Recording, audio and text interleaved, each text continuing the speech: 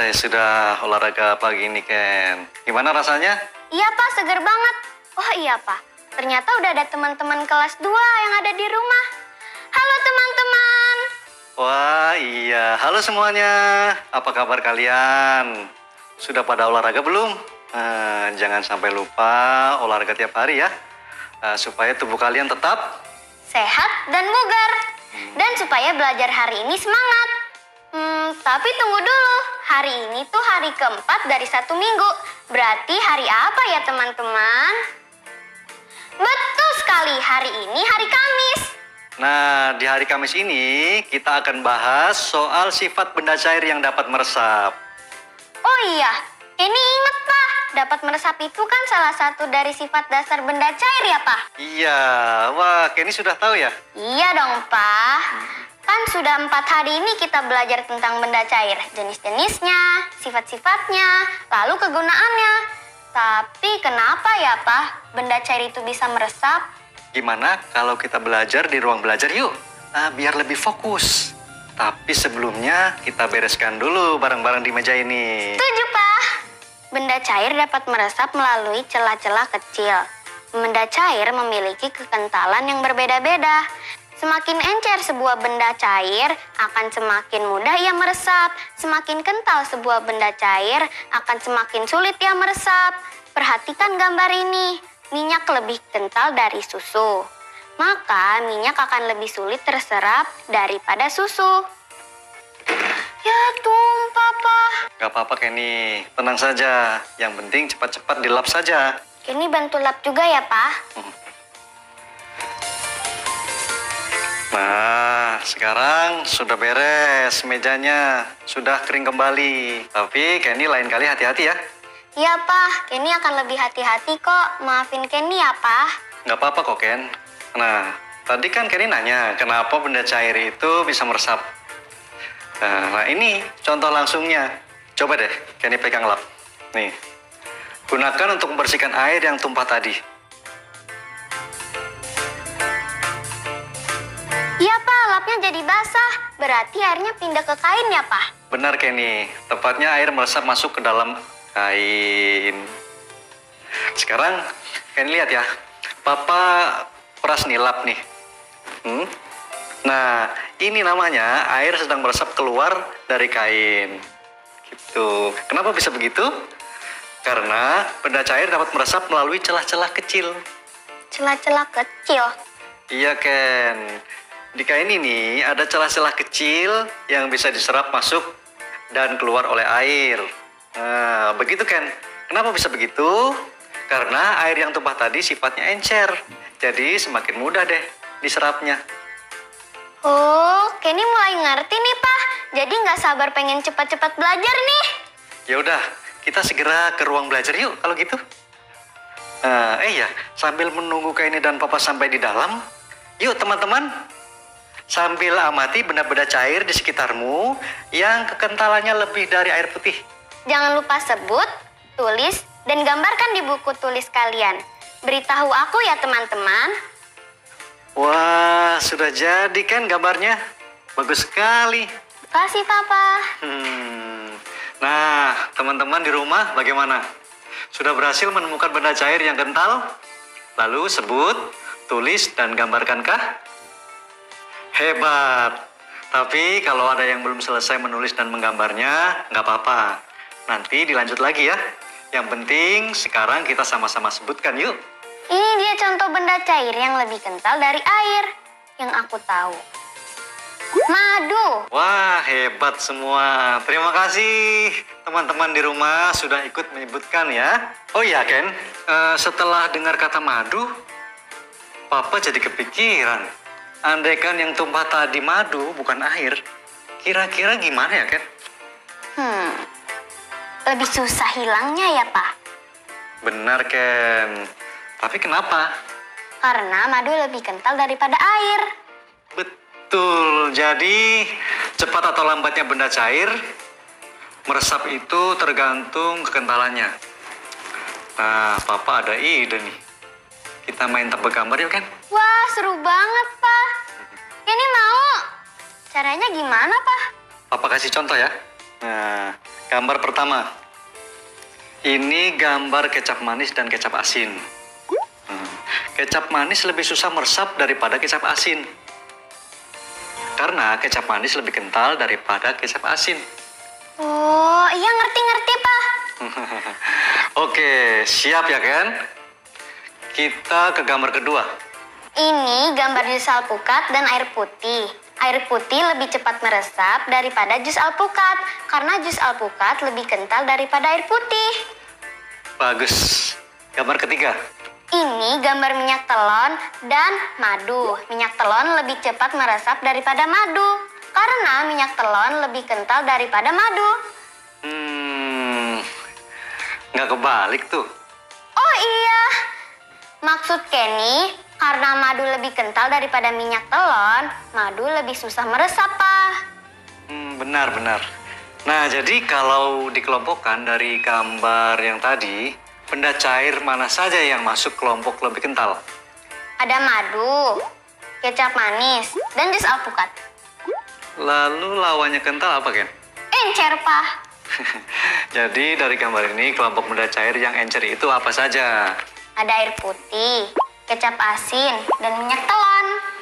Berarti menurut Kenny, dari benda-benda tadi yang paling mudah atau cepat diserap, dan yang paling sulit atau lambat diserap oleh kain lap adalah? Air minum itu yang paling mudah diserap karena paling encer, dan madu paling sulit atau lambat diserap karena paling kental. Hebat, Kenny. Nah, sekarang kita lanjut ke baca cerita yuk. Cerita ini seru sekali. Ada Pak Pemadam Kebakaran juga loh di cerita ini. Seperti Papa. Wah, menarik, Pak. Mari teman-teman kita simak bersama cerita ini ya.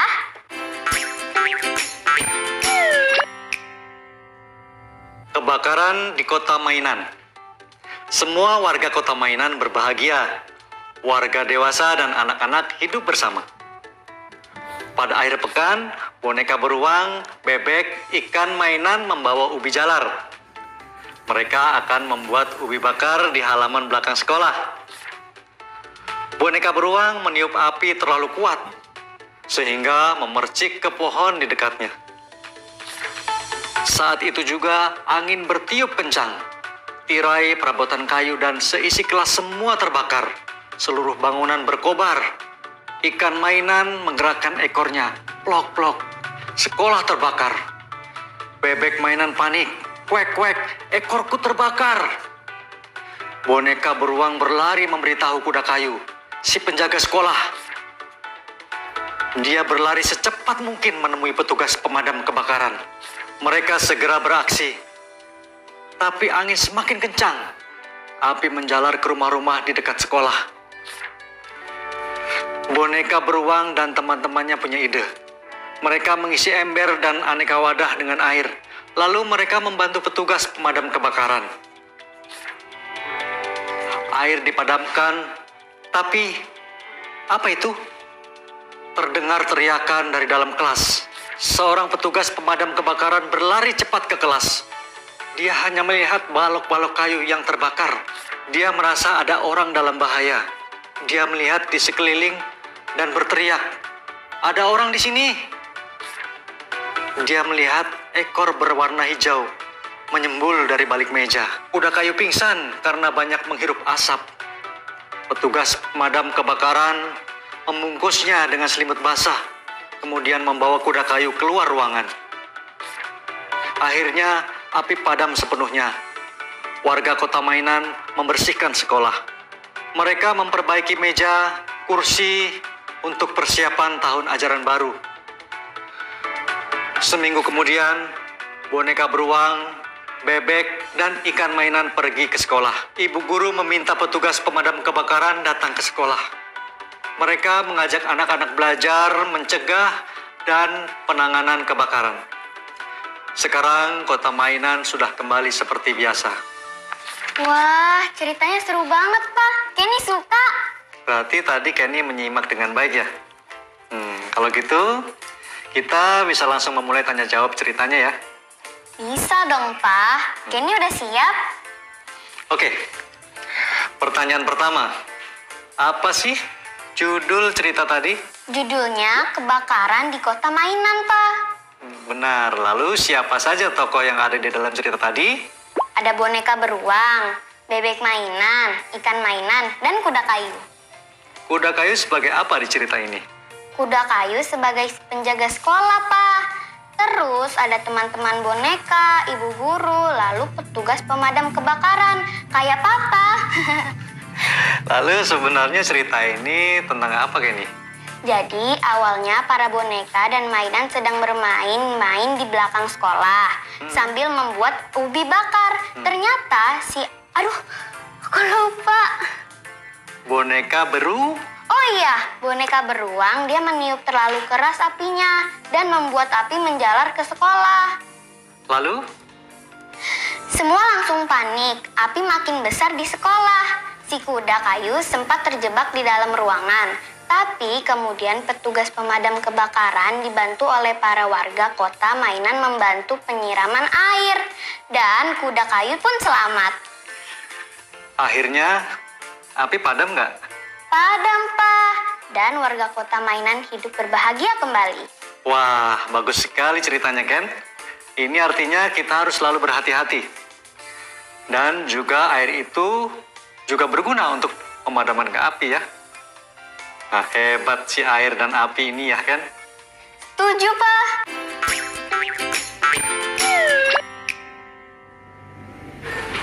Mbak Limanya pakai papan tulis nih, Pak.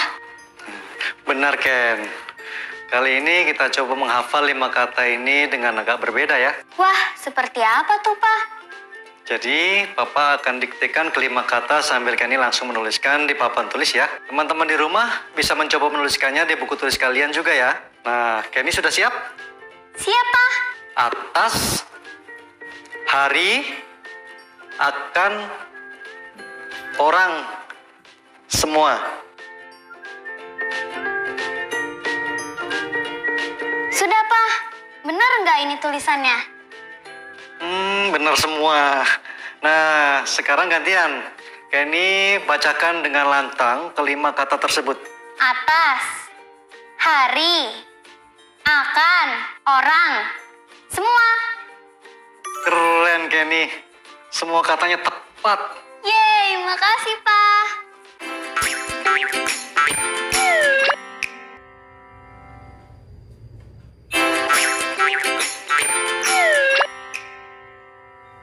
Wah, ini baru ya, Pak. Biasanya pakai tanda tambah, sekarang pakai tanda kurang. Iya, benar, Kenny. Nah, kalau kemarin kan kita memperkirakan sebuah penjumlahan. Kali ini kita akan mencoba mengira sebuah pengurangan. Susah nggak, Pak? Nggak susah kok. Intinya tetap mengira. Dan karena mengira-ngira, jadi jawabannya tidak mesti tepat. Yang penting mendekati hasil akhir. Kita coba ya. Ayo, Kenny. Teman-teman di rumah perhatikan ya soal ini. Berapakah kira-kira 347 dikurangi 144? Kalau mengira-ngira itu kan berarti kita bisa membulatkan bilangan itu, bukan, Pak? Benar. Atau disebut juga mencari bilangan sepadan. Kenapa begitu? Supaya pengurangannya jadi lebih mudah. Nah, misalnya 347 bilangan sepadan dengan 350. Dan 144 sepadan dengan 150? benar. Lalu jika bilangannya sudah bulat, kita akan lebih mudah mengira pengurangannya. Yaitu 350 dikurangi 150. Jadi kira-kira 200. Oh, begitu, Pak. Ini mau coba juga dong, Pak. Oke. Nah, coba Kenny kira-kira. Pengurangan dari 563 dikurangi 246. Silahkan, Kenny. 563 dibulatkan menjadi 570. Lalu 246 dibulatkan menjadi 250. Jadi hasilnya kira-kira...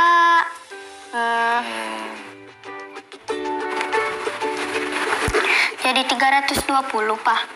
Baik. Lalu menurut Kenny, hasil kira-kira 320 itu lebih atau kurang dari hasil sebenarnya? Lebih, Pak. Coba jelaskan, mengapa lebih? Karena tadi Kenny membulatkan ke atas kedua bilangan ini, Pak. 570 itu lebih dari 563. Dan 250 itu lebih dari 246. Jadi kemungkinan 320 itu lebih dari hasil sebenarnya. Benar sekali, karena kita sedang mengira, maka hasilnya adalah mendekati hasil sebenarnya. Bisa lebih, bisa kurang. Jadi pengurangan 563 dikurangi 246 kira-kira hasilnya adalah 320, yaitu mendekati tapi lebih dari hasil sebenarnya. Karena hasil sebenarnya adalah 317. Jadi cara mengira-ngira tadi sudah benar. Dan mendekati hasil sebenarnya, hebat kamu Kenny.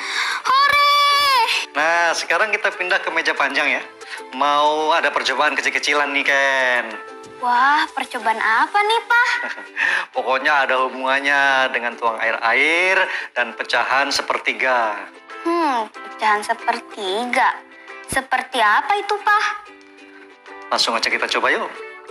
Papa udah siapkan alat dan bahannya di sana. Mari teman-teman semuanya, tetap ikuti belajarnya ya.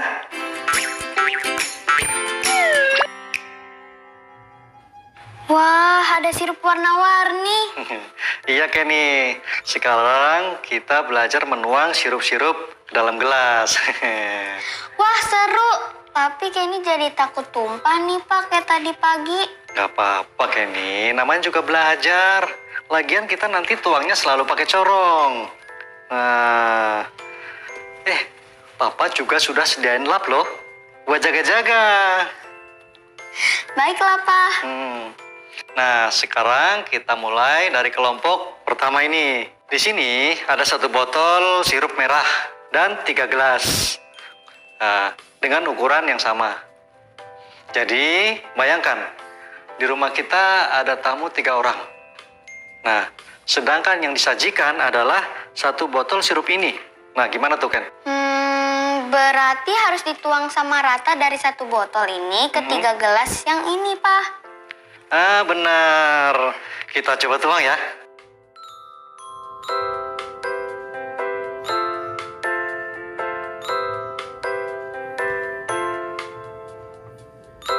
Ya, cukup, Pak.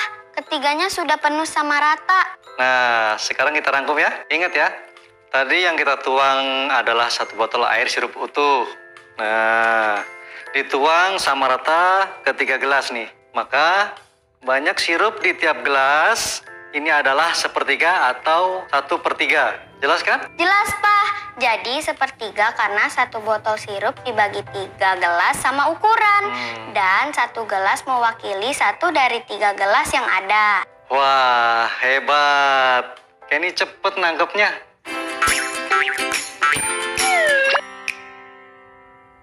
Soal pertama. Pilihlah banyak air yang menunjukkan sepertiga wadah. Nah, ini ada 4 gambar tabung ukur. Kenny pilih yang mana? Aku tahu, Pak. Gambar yang keempat. Tabung yang ukurannya keempat itu loh, yang itu. Kenapa, Ken? Karena di situ ada 3 garis, yaitu 3 bagian. Air di tabung ukur yang keempat mengisi 1 garis dari 3 garis itu. Artinya 1 dari 3 bagian 1/3. Benar. Dan penjelasannya juga bagus sekali. Keren, Ken. Kita lanjut ya. Soal kedua, apakah bagian berwarna biru yang artinya berisi air ini adalah sepertiga? Sepertinya bukan, Pak. Mengapa begitu, Ken? Karena 3 bagian dalam kotak itu tidak sama besar, Pak, ukurannya. Baru bisa dibilang 1/3. Kalau ketiga bagian ukurannya sama besar. Wah, hebat sekali, Kenny. Berarti tinggal soal ketiga. Nah, ini Kenny pasti senang nih. Karena soalnya adalah warnailah gambar yang menunjukkan air yang mengisi sepertiga wadah. Wah, ini sih harus pakai penggaris dan pensil warna, Pak.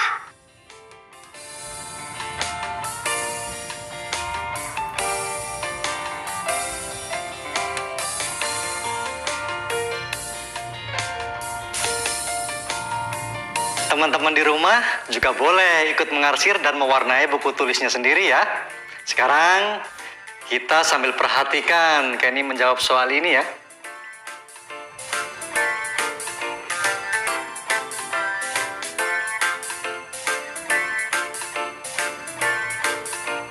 Wah, sudah selesai ya Ken? Iya, Pak. Bener gak?